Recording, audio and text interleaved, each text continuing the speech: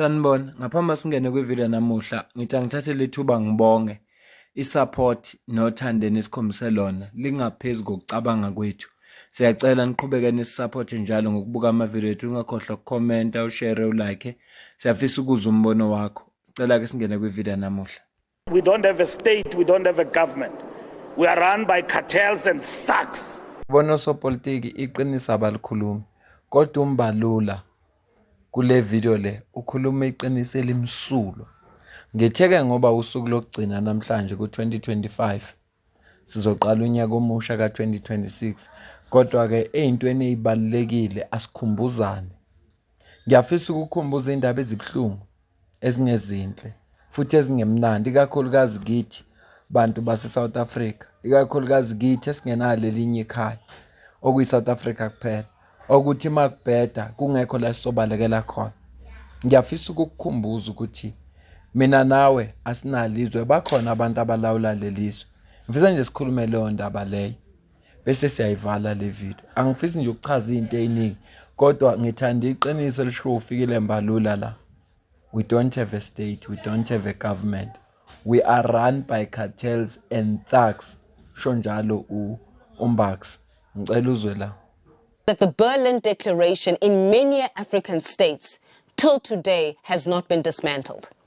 We have not dismantled the rules, the regulations that came in from Europe on how is it that Africa could be used for the purposes of extraction. Till today, have you ever wondered why is it that we extract raw materials from Africa, we extract diamonds from South Africa, we extract gold from South Africa, we extract raw materials from South Africa, and then we ship off these raw materials to Europe. It gets manufactured, industrialized, turned into finished products, and then they come and sell it back to us at a higher margin. Why is that? And it's not because we do not have the means of production. It's not because we don't have the capacity to establish the means of production. It's because we have yet to dismantle some of these declarations that were signed without African representation. So I ask you this evening, and the question that we're going to be answering as a collective is, who really owns South Africa? Kule video manje ngiyafisa simphendule uFaith kulombuzo awubuzile ukuthi who really owns South Africa. Angeke sibize igama lamuntu ngoba nawe uyazi ukuthi igama lomuntu inkomo. Kodwa sizokuvezela ubufakazi, sikubekele phambi kwakho bese kuba wena uthatha isinqumo. Inkinga enkulu nesibhekene nayo South Africa, inkinga yokuthi abantu abaningi la abasebenzi. Intsha ayisebenzi, yabesilisa neyabesifazane. Nabantu abakulungela ukusebenza, abangakafiki kwiminyaka yo60 years, abakulungela ukuthi basengasebenza abasebenzi. Nemithetho esinayo ke South Africa eqasha abantu abana 18 ukuya ku35. Usho ukuthi sinabantu abana 36 years ukuya le. Bakulungela lawo bantu ukusebenza nabo abasebenzi.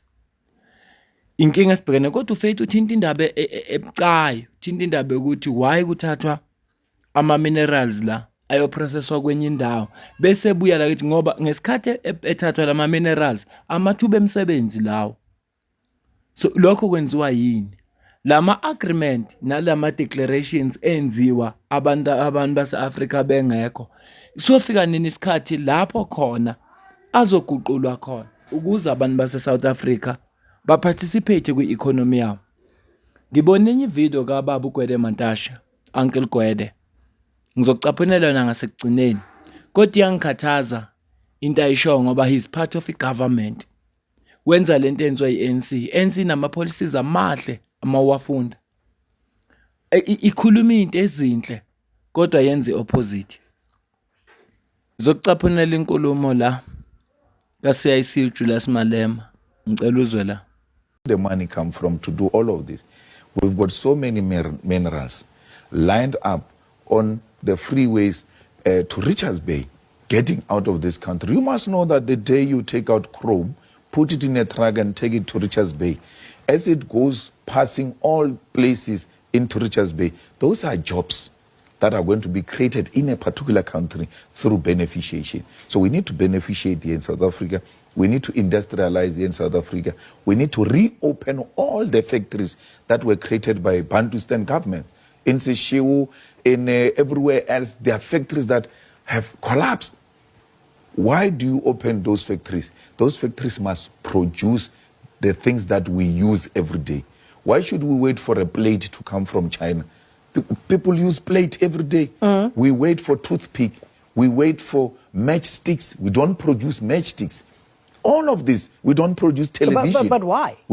Because this government has gone into trade agreements with other countries. Let's take Germany, for instance. Our trade agreements with Germany says we cannot manufacture a car. We will assemble the cars from Germany. And we don't just assemble, we put money to assemble German cars. Why should we do that? Why should we not manufacture our own car? Where is the market? Africa loves everything South African. They will buy from us.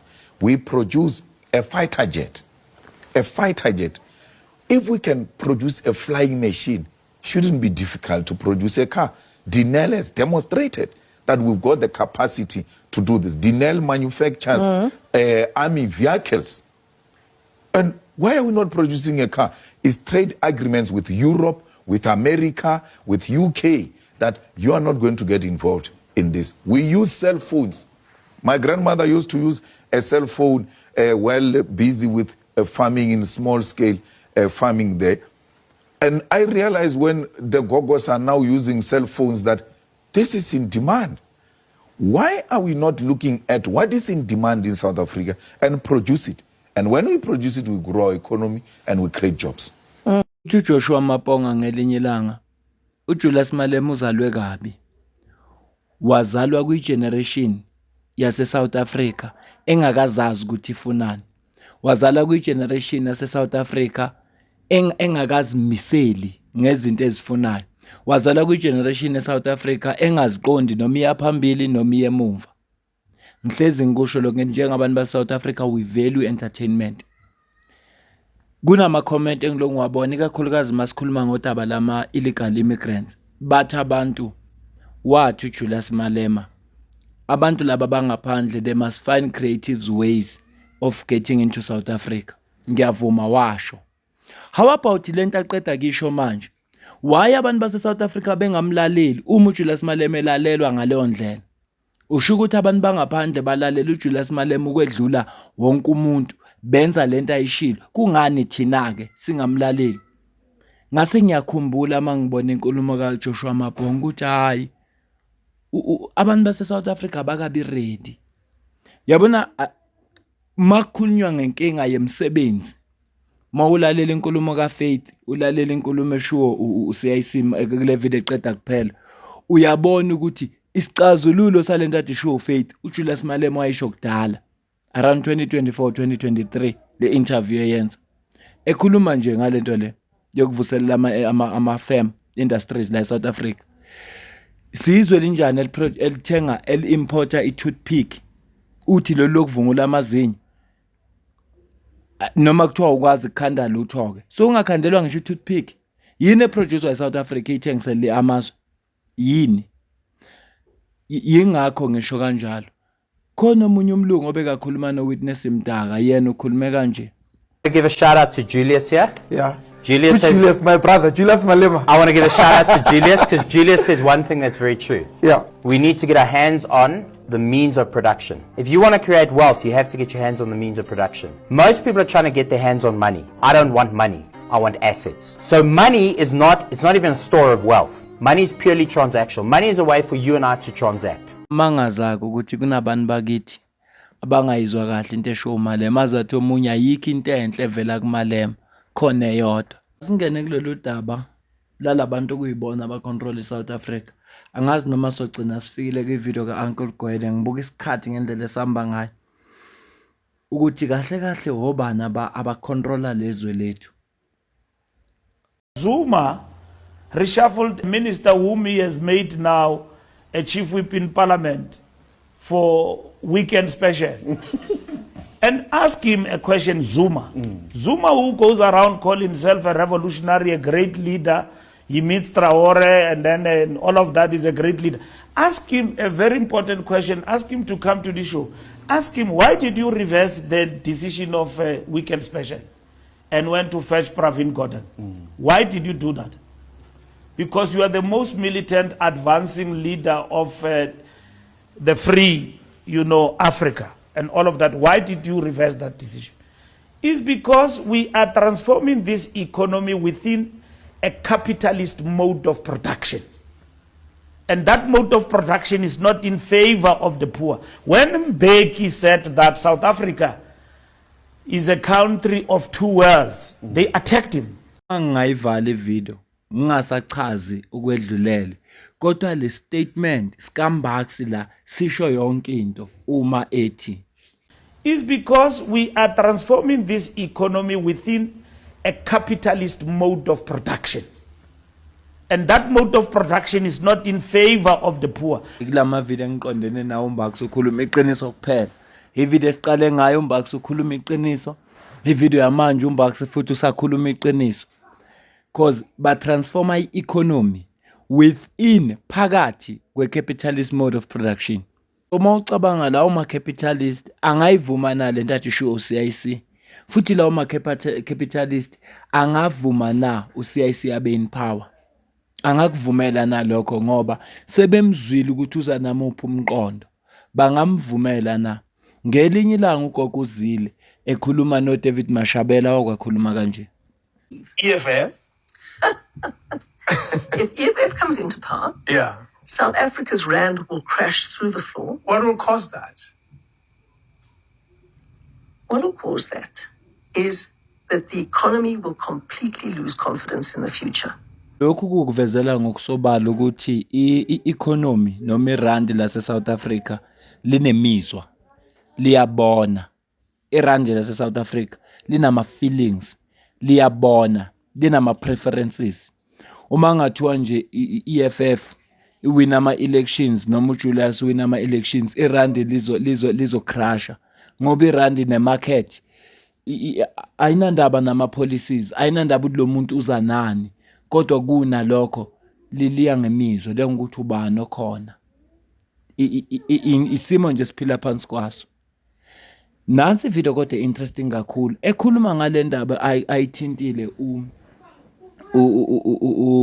uMbax yokuthi uzuma katshela abantu ukuthi kwenzakalani ngalolu suku akhipha ngalo uNhlanhlanene as uMinister of Finance ngoba uzuma waxoxa uMinister uNhlanhlanene as uMinister of Finance ngaleyo weekend irandi la nyakaza futhi bamphoqa ukuthi akafake uPravin Gordhan angasambuyisela uNhlanhlanene ngoba kahle kahle babengalweli uNhlanhlanene kwakulelwa leya office ngicela uzwe la.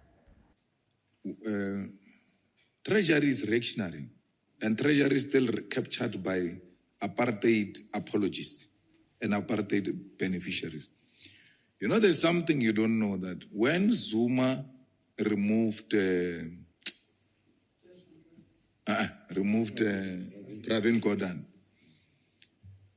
the Treasury senior staff came together and said, let's resign and leave with the pin. Those people have got a pin to PESAL. The DG of Treasury then didn't have a pin of PESAL. So without PESAL, you can't pay salaries of the workers. That's when they wanted to collapse the state. That's how prepared they were to collapse the state in favor of an individual, which is treasonous. I mean, if you start disappearing with a pin that pays salaries and then those things that pay the tenders and this and that, service providers. And they are, I forgot the name, and there used to be an African woman. There is the one who's got a personal pin. Her and her alone has got that access to the thing. So she can disappear. We're gone, we're finished.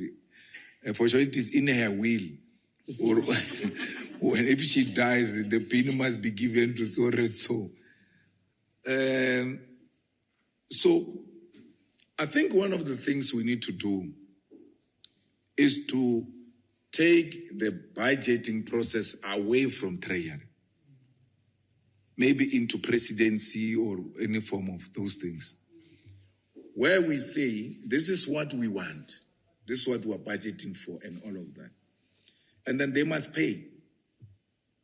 Because if you take the whole program of action of the EFF and say, this is our program, this is how much we're going to spend on this program and all of that, you take all of that responsibility, you give it to a TG, you won't get a cent out of it. So you're going to look at that thing and say, there's no money. No, there's no money. So the people who are tasked to pay are very difficult people to pay. They don't just pay. So those things, I think they need to be run separately so that once we're done, we give them, there must be a political mandate that says, here are the things that you must finance. And then no one can question us about that because we've got a lawful mandate. If the law doesn't allow us, we'll amend the law to make sure that it meets this requirement because this country is being held back by treasury.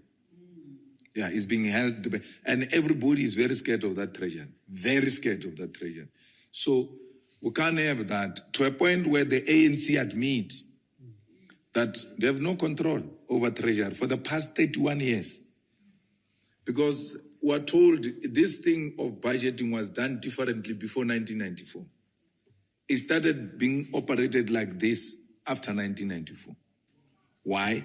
They knew that they must capture the treasury. Even if these ones capture the political power, they must still go through us. So we need to liberate and transform the treasury.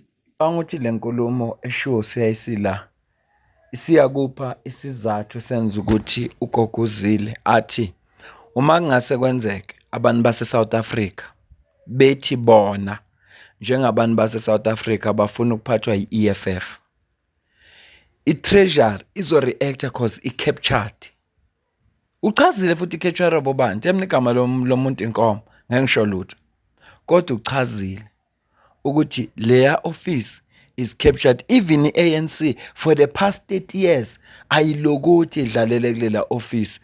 Umuntu wakwadlalela kulela office uJacob Zuma waxoshwa uNhlanhla Nene.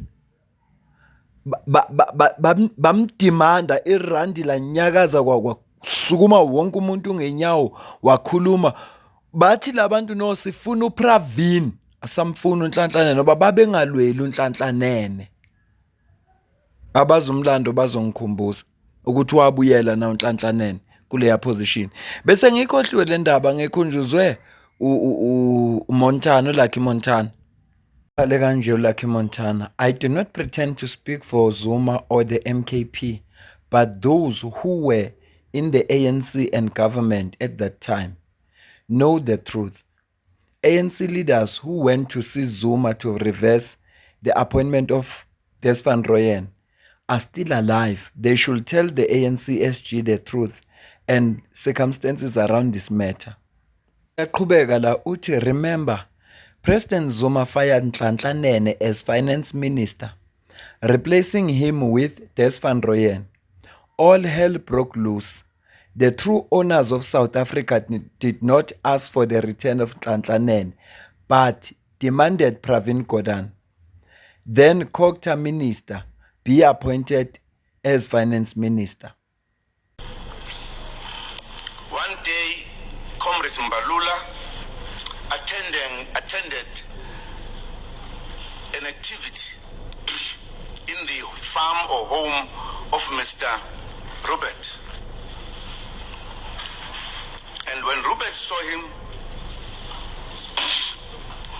he said, Minister Mbalula, when that happened, he was the Minister of Sports. If Zuma takes out remove Pravin Gordhan, would shut down the economy of this country. We must go and tell him. And indeed, Mbalula came to tell me. I said, but what he has to do with us? I didn't know that he's a member of the ANC to decide how the ANC must deal with these matters. What is his problem? I said, go back to him to say that's his problem. But he said, we'll shut down. We'll make the rand flat on the ground.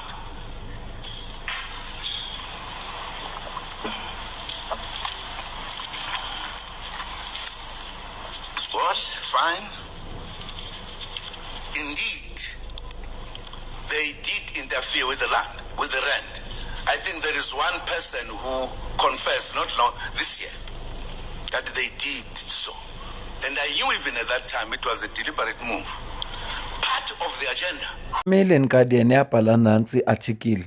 Ichi President Jacob Zuma took an unprecedented step on Wednesday night by dismissing Finance Minister Nhlanhla Nene, barely 2 years after he took office. In a shocking move that saw the rand plummeting to below 15 rand to the US dollar, Zuma appointed a relatively unknown backbencher, David Des van Rooyen, who served as member of the Finance Committee in Parliament, to replace Nene.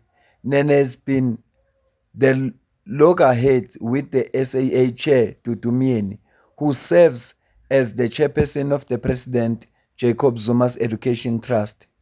Funda le article ngoba abantu abaningi bathi kwaxoshwa uPravin.